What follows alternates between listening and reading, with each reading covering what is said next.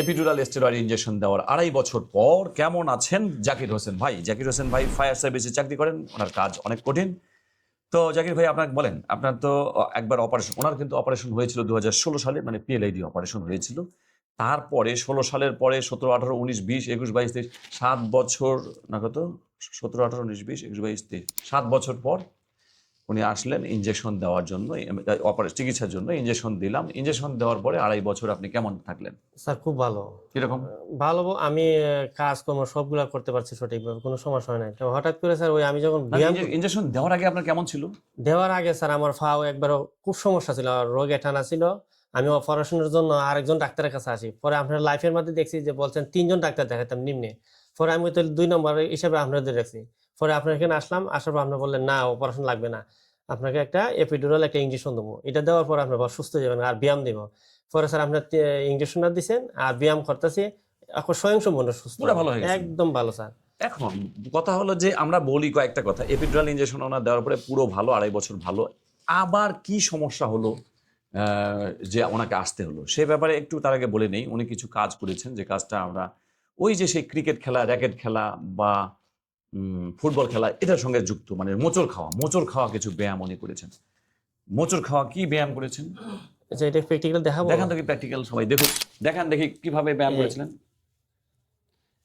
হ্যাঁ, এই যে এই ব্যায়ামটা আমরা নিষেধ করে দেবো, যে আবার দেখান তো একবার, যে একবার এই সামনে ঝুঁকে এইভাবে কোমরে যে মোচড় খায়, এই ব্যায়ামগুলো আমরা বাদ দিয়ে দেবো। বসেন।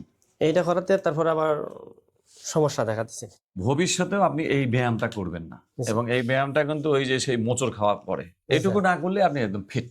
আপনারা আজকে আমরা হয়তো ইনজেকশন দেবো না আর, কারণ আমরা সবসময় চাই যে অপ্রয়োজনীয় ইনজেকশন ব্যবহারটা কমে যাক, অপ্রয়োজনীয় ওষুধ কমে যাক, অপ্রয়োজনীয় অপারেশন কমে যাক। অপ্রয়োজনীয় অপারেশন আবার কি জিনিস?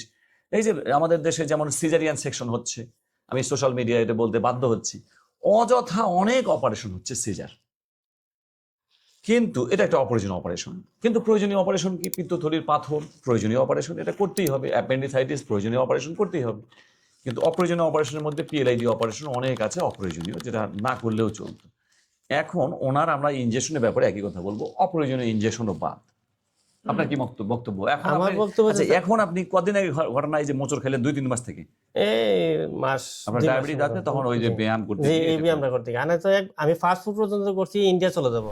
পরে আপনার লাইফে দেখে আমি স্যার আগে দেখাইলি যা কিছু করে পরে করবো। ওই এবারে ভাবছেন ইন্ডিয়া যাবেন? না, ওই এর আগের 23 সালে যে আসছি, পরে আপনাদের সুস্থ হওয়ার পর স্যার এখন বর্তমানে ওনারা দেখাইছে, কিন্তু আমার ওনারা দেখানোর কোনো ইচ্ছা নাই। আমার ওয়াইফে দেখা আপনার, আমি না আমার তো মনে হয়েছে আপনার কাছে, কারণ আমি আপনার কাছে সুস্থ হয়েছি, এই কারণে আমি না স্যারকে দেখাবো। ওই আজকে আসে করছি আর কি, ব্রাহ্মণবাড়ির থেকে। ঠিক আছে, ডায়াবেটিসের জন্য উনি সকল ব্যায়ামই করতে পারবে, শুধু মোচড় খাওয়া ব্যায়ামগুলো বাদ দেন। মোচড় খাওয়া ব্যায়াম এখন বাদ স্যার দিলে সমস্যা নাই, আমি ওই বসলে আছে না এই সাইডটা আর এই সাইডটা, আর হাঁটলে ফাউটা আলগিতে একটু সমস্যা হয়, বাম পায়ে না? বাম পায়ে।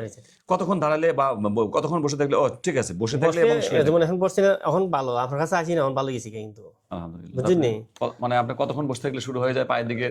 পায়ের দিকে বলতে বসলে দুঃখ পায় আর কি, অবশ নাই। আচ্ছা, আপনার যেহেতু এমআরআই নাই, আমরা একটা এমআরআই করি। এমআরআই তো স্যার করছিলাম, সেটা তো 2.5 বছর আগের ঘটনা। এখন স্যার না দিলে না, পরে না দিলে হয় যে আপনি আবার যে মোচড় খাইলেন, এই জন্য আবার এমআরআই করাটা ভালো। আমরা অপ্রয়োজনীয় কোনো এমআরআইও দিই না।